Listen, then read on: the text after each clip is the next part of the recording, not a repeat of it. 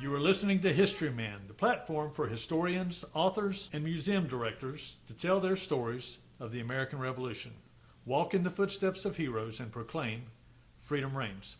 On today's episode, we are with Benjamin Rubin, Southern historian, and our topic is the Battle of Fishing Creek. Welcome, Benjamin. Thanks. Before we get started, we want to give a shout out to one of our affiliates, southerncampaigns.org, which specializes in peer review articles and other resources like pension applications from the American Revolution. They do a great job over there, and it's a great resource for people like yourself and authors to do research on the American Revolution. So tell us about the Battle of Fishing Creek. Yeah, so I think the place to start the story is with the meeting of Thomas Sumter and General Horatio Gates, which happens in August of 1780 as Gates's army is marching south. And of course, they are coming from two very different worlds, these two men, right? Gates, the hero of Saratoga, although that's debatable, but certainly that was his reputation at the time. He had established himself in the northern campaigns in kind of one of the biggest battles of the war. He is this hero, this darling of Congress who had been placed in command of the Southern Army and is now marching south with a large force of Continentals, the Maryland and Delaware line primarily. And Sumter, at this point, had already been operating over the past 2 months or so in South Carolina and actually a little bit in North Carolina as well, resisting the British occupation. There had been very little continental presence, actually really no continental presence in the Carolinas since Charleston had fallen and Beaufort had been defeated at the Waxhaws, which happened in May. And so, I think for Sumter, as for a lot of the other partisan commanders, there is this sense that they had been carrying on the war, that they had been resisting the British occupation, and had even scored some victories at places like Ramseur's Mill, Hanging Rock, places like that. Huck's defeat certainly was a major morale victory for the partisans. And so their feeling was, that they had been doing all of this work and resisting the British occupation. And now all of a sudden, continental forces are moving back into the South and kind of reasserting their supremacy. Gates also has a meeting with Francis Marion around this same time, where Marion comes into his camp with his, very small, very ragtag band of followers, and Gates essentially sent him away. This is not the reception that Sumter gets, though. Sumter, comes in with significantly more men than Marion had, and I think Gates, to some extent, saw some value in what Sumter was bringing to the table, and so the two of them decide to operate more or less together. And in fact, Gates is even willing to detach to Sumter 200 Maryland Continentals under Thomas Wolford from the 5th Maryland Regiment, and also 2 small grasshopper guns, which in hindsight probably would have been useful for him to have had at the Battle of Camden. But certainly for Sumter, especially coming off of the Battle of Rocky Mount, where his lack of artillery had cost him the day, this is definitely a new opportunity for him. And so, he sees this as an opportunity to do things that maybe he had not been able to do up to that point. Yeah, that's a fascinating intro into this battle. It's interesting you bring up Rocky Mount.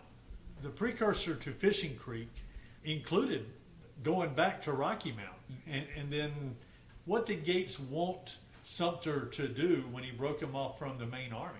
Yeah, so Gates is using Sumter in a fashion that Continental officers often used the militia. And in fact, a similar way to how Gates had used the militia when he was fighting in the Saratoga campaign, which was basically to use them as a force behind enemy lines, right? And so by sending Sumter sort of around behind the British Army, he creates all kinds of strategic problems for Cornwallis. He creates challenges to Cornwallis's supply lines and hopes to complicate his life. Perhaps, this is going to cut off British supplies. Perhaps it's going to force Cornwallis to detach a part of his army to go face Sumter instead of being present at the battle. And in fact, Sumter's move around behind the British at Camden is in fact going to deprive Cornwallis of reinforcements at the Battle of Camden, although not maybe in exactly the way they would have anticipated. Going down a little rabbit hole here, I know that he dismissed Marion and his men, but he dismissed them with an order to go interject themselves into the supply lines between Camden and Charleston and take care of all the boats back up and down the Santee. And I know that perhaps he also told William Davy, a cavalryman out of Charlotte, or from that area that would go back and forth between Camden and Charlotte, and kind of hung and was the hero of Hanging Rock. I think he had told him to take wounded Patriot soldiers from Hanging Rock and escort them back to Charlotte. So he's cooperating in a number of ways, or bringing in these militia guys in a number of ways to operate outside of the regular army.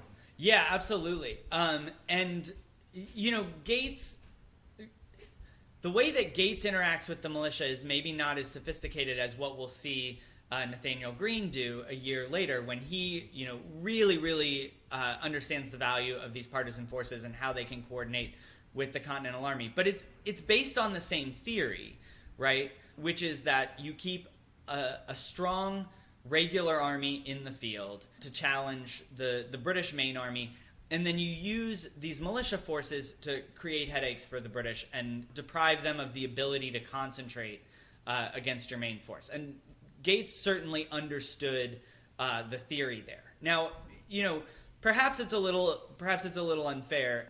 I tend to be of the opinion that Nathaniel Greene was a much higher quality commander than Horatio Gates, and I think most historians would agree. But at the same time, Greene had a lot more time when he took command of the army to develop these kinds of relationships. Gates is really moving, toward combat from the moment he arrives in the South. And so he's kind of putting together these networks fairly ad hoc. And nevertheless, he is, as you mentioned, with Marion, with Sumter, with Davy, he is finding things for these people to do that, will be useful to the campaign. All right, so he meets with Sumter, and he sends them off he breaks off several units to send with Sumter. Where does he send them?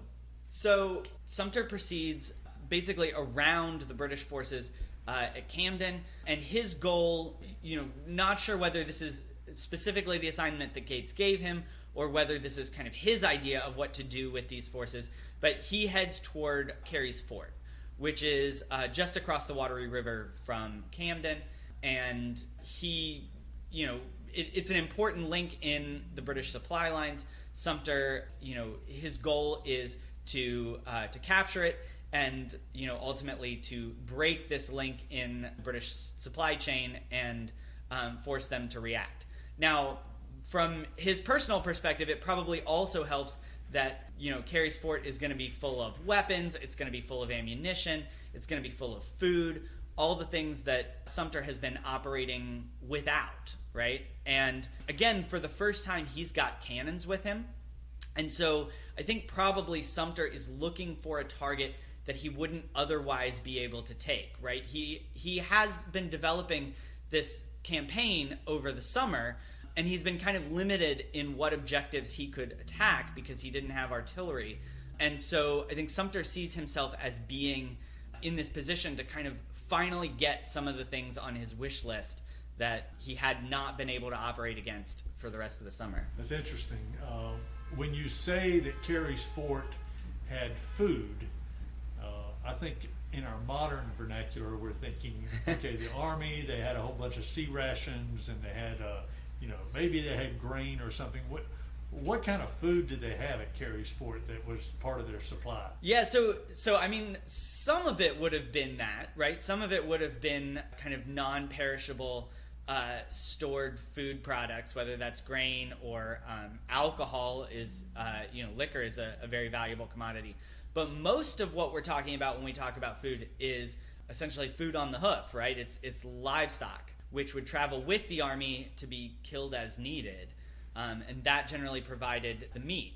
So, both for transportation reasons and for preservation reasons, it's very hard for an 18th century army to, transport a lot of prepared food. There's only so much you can preserve. There's also only, you're limited by the wagons that you have. And so the most logical way to move food around in the 18th century is to move it around while it's alive and kill it as needed. And so one of the things that Sumter hopes to gain at Carey's Fort is, access to herds of livestock that would have been there. So they turn into drovers, is what you're telling me. They Yeah. go from soldiers to drovers if they win the battle at Carey's Fort. Right. And this is an important piece of, 18th century warfare. When we talk about armies moving through the countryside, a lot of what's moving with them is, literally their food. And Sumter also, from Gates's perspective, again, his army is moving quickly. It is, seeking battle with the British as quickly as possible. And Gates, had not taken the time to establish strong supply lines back to his supply bases, which were in North Carolina. And so, Sumter bringing a large herd of livestock into the Continental camp would be, kind of a life-saving move as well. It would have alleviated a lot of Gates's problems.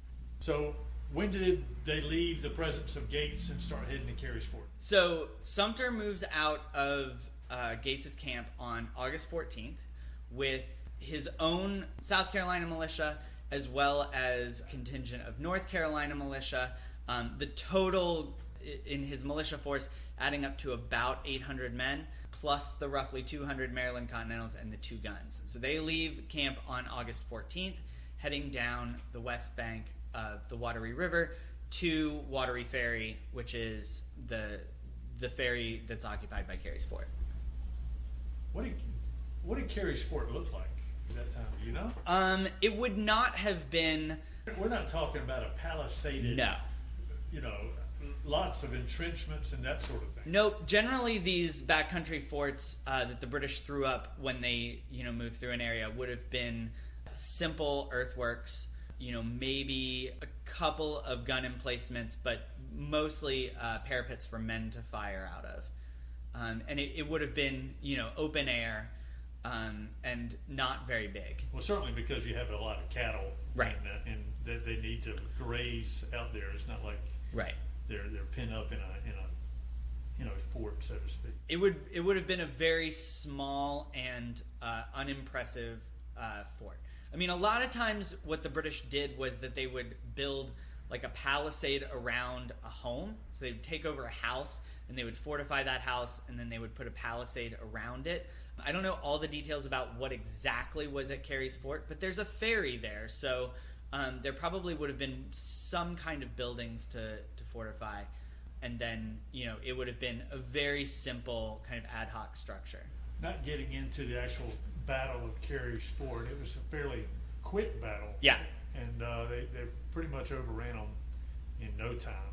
In our preparation for this episode, you were saying that Sumter sent a memorandum or a letter or a message to Gates that he had taken the Carey's Yes. Fort. Yeah, so there is a dispatch from Sumter to Gates informing him that Carey's Fort had been taken, and that he would be proceeding back toward the army.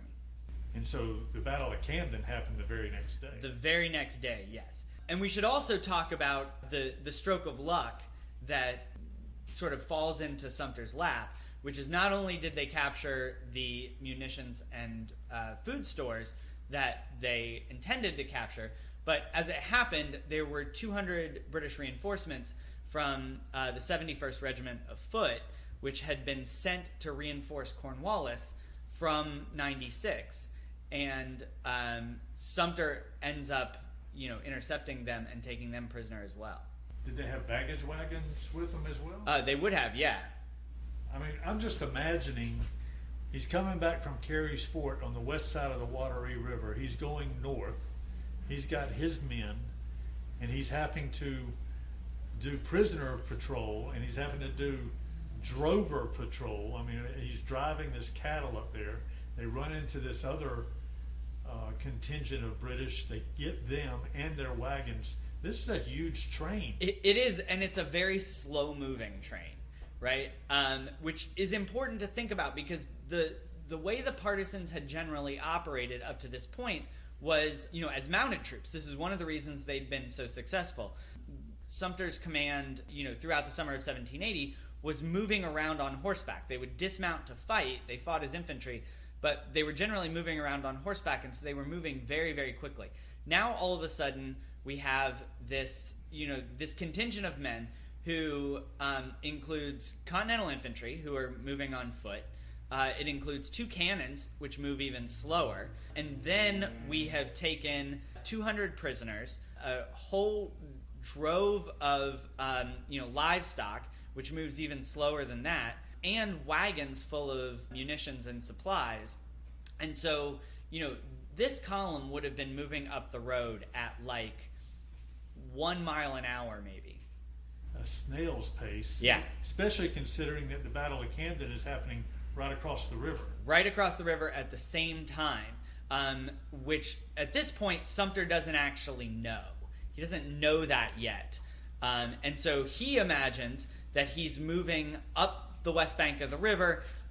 He's going to rejoin Gates before any battle takes place. He's going to, come into camp with all of these welcome munitions and supplies, as well as, these prisoners, and then, perhaps after that, either go out on another assignment or maybe participate in the large battle that he knows is coming. Unfortunately for him, that battle is already happening on the other side of the river, and it is going to go very, very badly for Gates.